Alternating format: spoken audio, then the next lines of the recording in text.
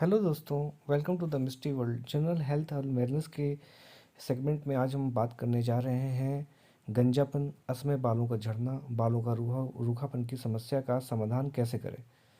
दोस्तों, ये एक बहुत ही आम बीमारी हो गई है इस समय, बालों का झड़ना और गंजापन। ये महिलाओं और पुरुषों दोनों में होने लगा है। और एक तो उम्र के साथ में बालों का झड़ना तो समझ में आता है, लेकिन दोस्तों कम उम्र के लोगों में, नौजवान लोगों में भी बालों के झड़ने की समस्या एक आम बात हो गई है। गंजापन भी नौजवान लोगों में इस समय बहुत हो रहा है। इसके बहुत से कारण होते हैं। आज हम लोग इसी विषय पे बात करेंगे कि हम लोग इसमें क्या समाधान कर सकते हैं, उनके कारण क्या होते हैं। तो दोस्तों, कारणों में सबसे पहला कारण हम देखते हैं अनियमित खान पान, भोजन में पोषक तत्वों की कमी, प्रोटीन का कम मात्रा में लेना, या फास्ट फूड का अत्यधिक सेवन करना, जिसे हम जंक फूड कहते हैं, जिसमें कैलोरीज तो होती हैं पर न्यूट्रिएंट्स नहीं होते हैं। और दोस्तों, आजकल का नया ट्रेंड चल रहा है डाइटिंग का, जिसमें हम लोग क्रैश डाइट लेते हैं। क्रैश डाइट में हम लोग प्रोटीन्स और अच्छे पोषक तत्वों का सेवन नहीं करते हैं, लो कैलोरीज फूड लेते हैं, जिसके कारण हम लोग के शरीर में पोषक तत्वों की कमी हो जाती है और हम लोग के बालों का असमय झड़ना स्टार्ट हो जाता है। दोस्तों, आज के समय में चिंता और मानसिक तनाव ये बहुत ज़्यादा हो गया है। डिप्रेशन, एंजाइटी और इस तरीके के मानसिक विकारों की वजह से हमें आप देख सकते हैं कि बालों का झड़ना और असमय बाल सफ़ेद होना और गंजेपन की शिकायत बढ़ने लगी है। दोस्तों, हम लोगों को मानसिक तनाव से वैसे भी बहुत दूर रहना चाहिए, हमेशा पॉजिटिव सोचना चाहिए, हमेशा खुश रहना चाहिए। तो तनाव, चिंता और मानसिक अवसाद को दूर करें और इनसे बचें, तो हम लोग के बालों को काफ़ी हद तक, अपने बालों को हम बचा सकते हैं। दोस्तों, लंबे समय से बुखार आना एवं बीमार होने के कारण, शरीर में खून की कमी होना, या महिलाओं में प्रेगनेंसी के बाद, या फिर महिला या पुरुषों में सर्जरी के बाद बाल झड़ना एक आम समस्या है।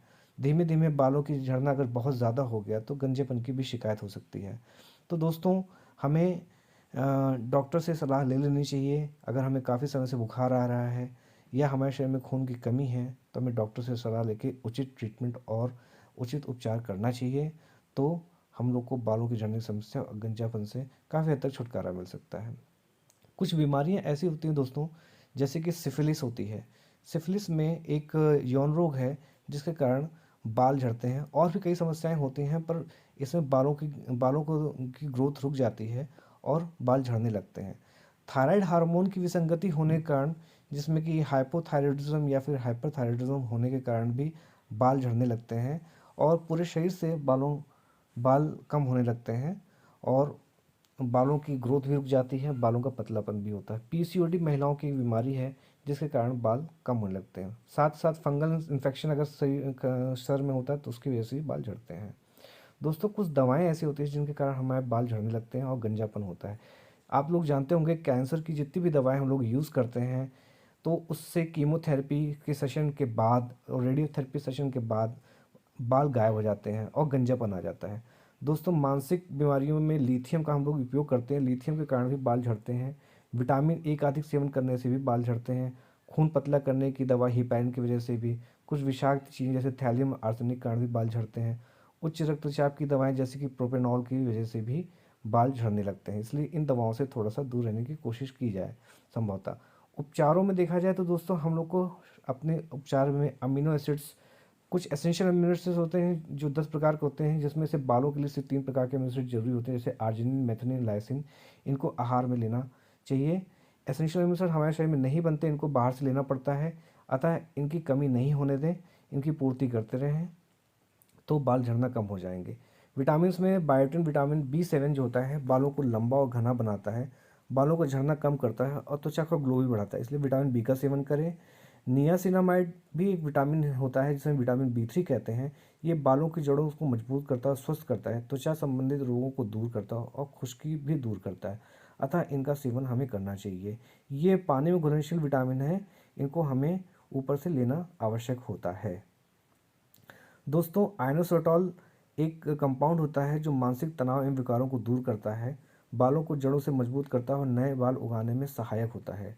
दोस्तों, पीसीओडी जिन महिलाओं को होता है उनकी हार्मोन की डिसबैलेंस को भी दूर करने में सहायक होता है तथा शरीर में बनने वाले हार्मफुल केमिकल्स को भी बाहर निकालने में सहायक होता है। अतः आयनोसेटाओल का उपयोग हमको बालों की ग्रोथ के लिए ज़रूर करना चाहिए, इससे बहुत फ़ायदा होता है। दोस्तों मिनरल्स में देखें तो आयरन खून की कमी को दूर करता है जिससे कमज़ोरी दूर होती है। कैल्शियम बालों को मजबूती प्रदान करता है। जिंक बालों की ग्रोथ के लिए आवश्यक तत्व है, बालों को भीतर से पोषित करने का काम करता है और बालों की फॉलिकल्स को के पास मौजूद ऑयल ग्लैंड्स को भी पुष्ट करता है, जिसकी वजह से बालों में नमी बरकरार रहती है, बालों का रूखापन दूर होता है और बाल अच्छे से ग्रोथ करते हैं। सेलेनियम दोस्तों जो भी शैम्पू होता है उस फंगल इन्फेक्शन को दूर करने का, डैंड्रफ दूर करने का, उसमें सेलेनियम पाया जाता है। वो थायराइड हार्मोन की विसंगति को दूर करता है। कॉपर से की कमी से बाल पतले हो जाते हैं, असमय बाल झड़ने लगते हैं एवं बाल सफ़ेद होने लगते हैं। तो दोस्तों कॉपर की भी कमी नहीं होनी चाहिए। ट्रीटमेंट और मेडिकेशन में अगर हम लोग देखें तो हमें मानसिक तनाव से बचना चाहिए, अनुलोम विलोम विलोम प्राणायाम करना चाहिए, एनीमिया और खून की कमी को दूर करना चाहिए। थायराइड, फंगल इन्फेक्शन या पीसीओडी की समस्या के लिए हमें डॉक्टर से उचित सलाह एवं उपचार लेना चाहिए।